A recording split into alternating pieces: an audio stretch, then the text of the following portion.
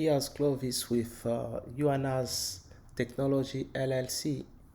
Today we're going to talk about formatted output.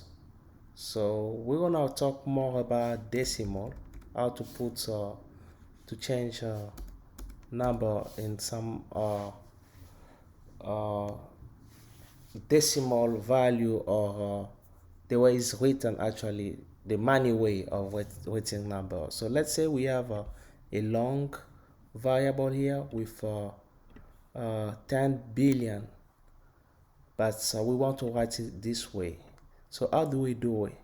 So we have to create an object of decimal type class. So this is the type here.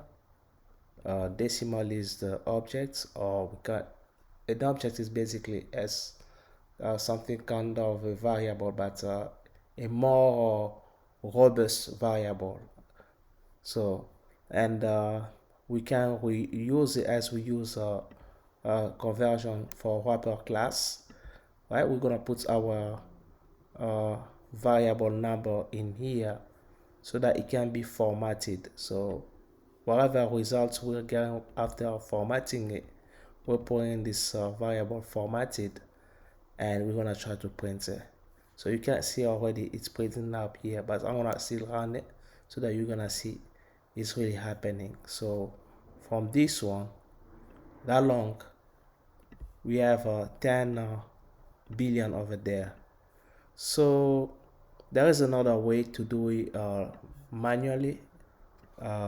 It's to use local class help us actually to define in which type of formatted uh, way based on which country we're using it. So right here we're using US.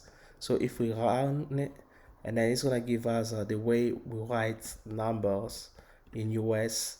When like money, we write it like this with some comma.